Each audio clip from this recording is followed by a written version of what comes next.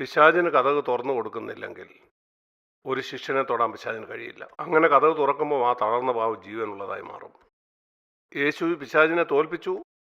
അതുപോലെ തന്നെ അവൻ ഈ ദുഷ്ടശക്തിയുടെ മേൽ ജയം കൊണ്ടു. ക്രൂശിന്മേൽ അവരുടെ മേൽ ജയോത്സവം കൊണ്ടാടി അവരെ പരസ്യ കാഴ്ചയാക്കിയെന്ന് 15-ാം വാക്യത്തിൽ വായിക്കുന്നു. ഇത് മനസ്സിലാക്കേണ്ടത് വളരെ പ്രധാനമാണ്. അതിനുശേഷം മാത്രമേ എങ്ങനെയാണ് പിശാച് നമ്മുടെ കുടുംബങ്ങളെ ആക്രമിക്കുന്നതെന്നും എങ്ങനെ അത് കഴിയില്ലെന്നും നമുക്ക് മനസ്സിലാക്കാൻ കഴിയും. അത് നാം വെളിച്ചത്തിൽ നടക്കുന്നെങ്കിലേ കഴിയൂ. നിങ്ങളുടെ കുടുംബത്തിലേക്ക് വരാൻ ഇരുട്ടിനെ നിങ്ങൾ അനുവദിച്ചാൽ പിശാചിന് അധികാരം കിട്ടും.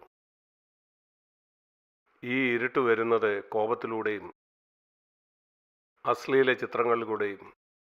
ഈ അശ്ലീല ചിത്രങ്ങൾ നിങ്ങൾ കാണുമ്പം നിങ്ങളതാരും കാണുന്നില്ലെന്നാണ് ചിന്തിക്കുന്നത്. അതിലെ ലൈംഗിക ഭാഗങ്ങൾ ഒരുപക്ഷെ 5 സെക്കൻഡ് ദൈർഘ്യമുള്ളതായിരിക്കാം. എന്നാൽ ആ 5 സെക്കൻഡ് വരുന്ന 50 കൊല്ലം നിങ്ങളുടെ ഹൃദയത്തിൽ തന്നെ തുടരും.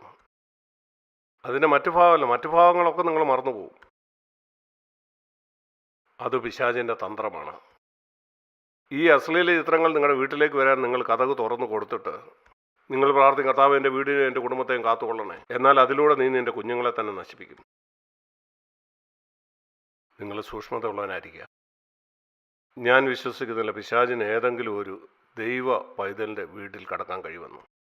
കർത്താവിൻ്റെ അധികാരത്തിന് കീഴിലാണ് അവൻ വസിക്കുന്നെങ്കിൽ.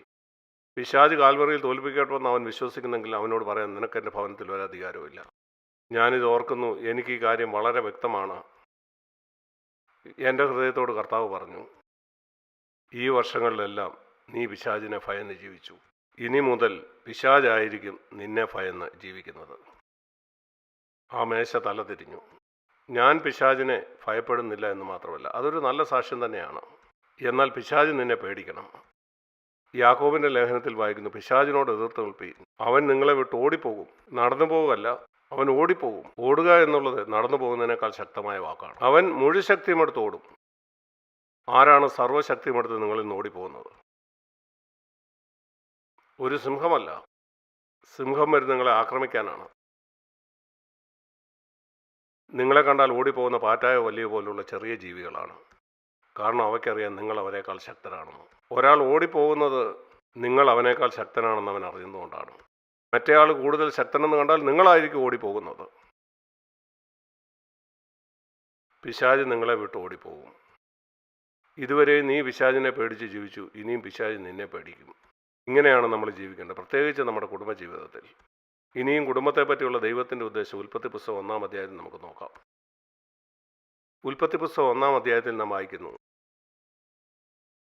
ദൈവം മനുഷ്യനെ സൃഷ്ടിച്ചത് തൻ്റെ സ്വരൂപത്തിലായിരുന്നു. ദൂതന്മാരെ അവൻ്റെ സ്വരൂപത്തിലല്ല നിർമ്മിച്ചത്.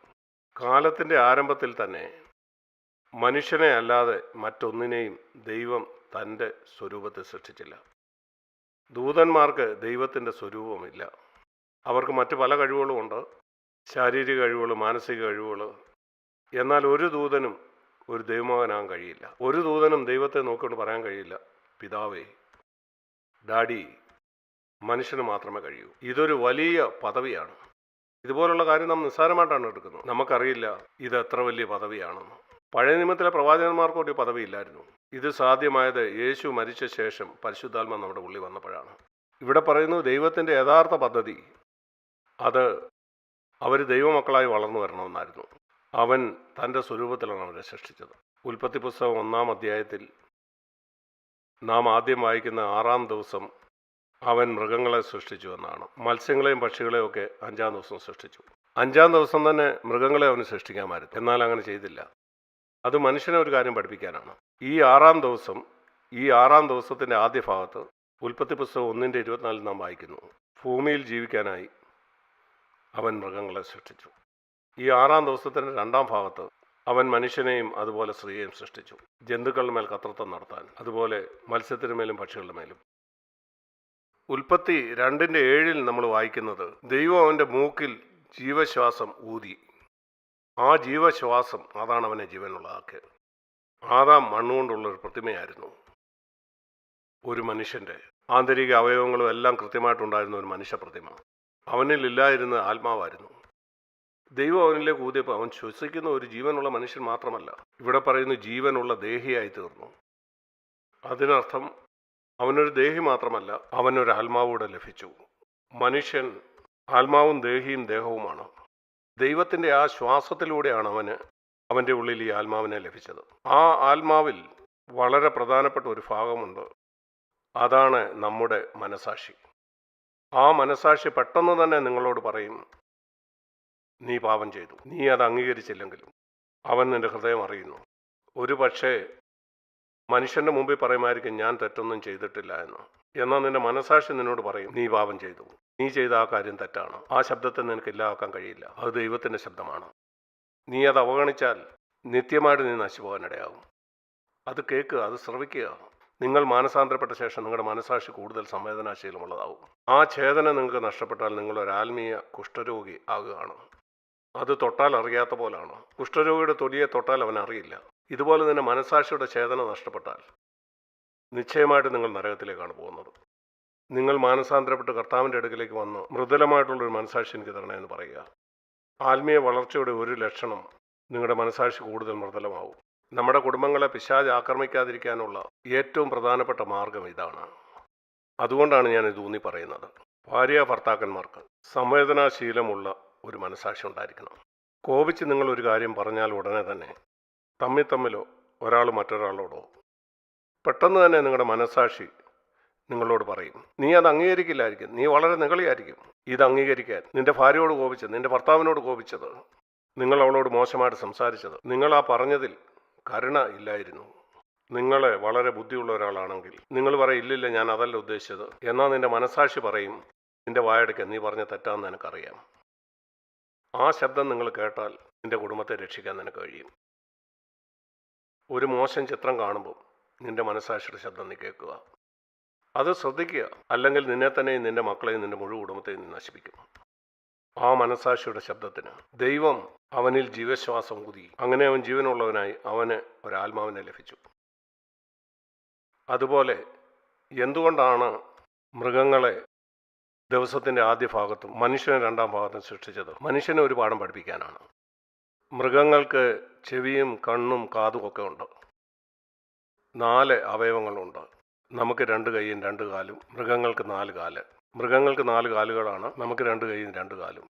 അതിനുശേഷം ഈ ആന്തരിക അവയവങ്ങൾ, മനുഷ്യനുള്ളതുപോലെയുള്ള ആന്തരിക അവയവങ്ങൾ മൃഗങ്ങൾക്കും നാം കാണുന്നുണ്ട്. കഴിഞ്ഞ ദിവസം നാം വായിച്ചല്ലോ, ഒരു പന്നിയുടെ ഹൃദയം ഒരു മനുഷ്യനെ വെച്ച് പിടിപ്പിച്ചുവെന്ന്. അതുകൊണ്ട് അവൻ ജീവിച്ചു. അതുകൊണ്ട് മനുഷ്യൻ്റെ ആന്തരിക അവയവങ്ങളും മൃഗത്തിൻ്റെ ആന്തരിക അവയവങ്ങളും തമ്മിൽ ഒത്തിരി സാമ്യമുണ്ട്. എന്നാൽ ദൈവം പറയുന്നു, മൃഗങ്ങളിൽ നിന്ന് മനുഷ്യൻ വ്യത്യസ്തനായിരിക്കുന്ന ഒരു പ്രത്യേക കാര്യമുണ്ട്. അത് മനസാക്ഷിയാണ്, ദൈവത്തെക്കുറിച്ചുള്ള ബോധ്യം. അതുകൊണ്ടാണ് നിങ്ങൾ കാണുന്നത്, എല്ലാ മൃഗങ്ങളും എപ്പോഴും താഴേക്കാണ് നോക്കുന്നത്. ഒരു മൃഗവും മുകളിലോട്ട് നോക്കുന്നില്ല. ഒരു നായോ ഒരു പശുവോ ഒന്നും എപ്പോഴും അത് താഴേക്കാണ് നോക്കുന്നത്. എന്നാൽ മനുഷ്യനെ മുകളിലോട്ട് നോക്കാനാണ് ദൈവം സൃഷ്ടിച്ചത്. കാരണം അവൻ ദൈവത്തിൻ്റെതാണ്. മുകളിലോട്ട് നോക്കാനുള്ള ശക്തി നമുക്കുണ്ട്. നമ്മുടെ തലയെ ഉയർത്തുന്നവനാണ് ദൈവമെന്നാണ് വേദപുസ്തകം പറയുന്നത്, സങ്കീർത്തനത്തിൽ. എന്നാൽ ഒരു മനുഷ്യൻ താഴേക്ക് നോക്കുമ്പം പണവും ഭൂമിയിലുള്ള പല കാര്യങ്ങളും അവനൊരു മൃഗത്തിൻ്റെ നിലയിലേക്ക് താഴുമെന്നാണ് കാണിക്കുന്നത്. നിങ്ങൾ തല ഉയർത്തുക എന്ന് പറഞ്ഞാൽ നിങ്ങളുടെ ആത്മാവിൽ നിങ്ങൾ മുകളിലേക്ക് നോക്കുന്ന ഒരാളായിരിക്കണം. അതാണ് നിങ്ങളൊരു മനുഷ്യനാണെന്ന് കാണിക്കുന്നത്. എന്നാൽ ദൈവം പറയുന്നത്, നിങ്ങൾ നിങ്ങളുടെ മനസാക്ഷിയുടെ ശബ്ദം തള്ളിക്കളയുന്നെങ്കിൽ ഒരു മൃഗത്തിൻ്റെ നിലയിലേക്ക് നിങ്ങൾ താണു വന്നുകൊണ്ടിരിക്കും. ഓർക്കുക, നിന്നെ സൃഷ്ടിച്ച ദിവസമാണ് മൃഗങ്ങളെയും സൃഷ്ടിച്ചത്. നിങ്ങളെ വ്യത്യാസപ്പെടുത്തുന്ന ഒരു കാര്യമുണ്ട്, അത് നിങ്ങളുടെ മനസാക്ഷിയാണ്. അതിനെ തള്ളിക്കളഞ്ഞാൽ നിങ്ങളൊരു മൃഗത്തെ പോലെ ആകും. അതുകൊണ്ടാണ് മനുഷ്യൻ സൃഷ്ടിച്ച അതേ ദിവസം മൃഗത്തെയും സൃഷ്ടിച്ചത്. ഈ പാഠം അവനെ പഠിപ്പിക്കാനാണ്. നിന്നെയും മൃഗത്തെയും വ്യത്യാസപ്പെടുത്തുന്ന ഒരു കാര്യം മനസാക്ഷിയാണ്. അതാണ് ദൈവത്തോടൊപ്പം നടക്കാനായിട്ട് നിങ്ങളെ സഹായിക്കുന്നത്. അതിനെ നിങ്ങൾ അവഗണിച്ചാൽ നീ ഒരു മൃഗത്തെ പോലെ ആകും. നീ ഒരു മൃഗത്തെ പോലെ തന്നെ പെരുമാറും. അതുകൊണ്ടാണ് നിങ്ങൾ കാണുന്നത്, ക്രിസ്തീയ കുടുംബങ്ങളിൽ പോലും 2 നായ്ക്കളെ പോലെ തമ്മിൽ കുരയ്ക്കുന്നു. ശരിയാണ്, അവർ മൃഗത്തിൻ്റെ നിലയിലേക്ക് താണിരിക്കുന്നു. അതാണ് നിങ്ങൾ കാണേണ്ട ഒന്നാമത്തെ അപകടം.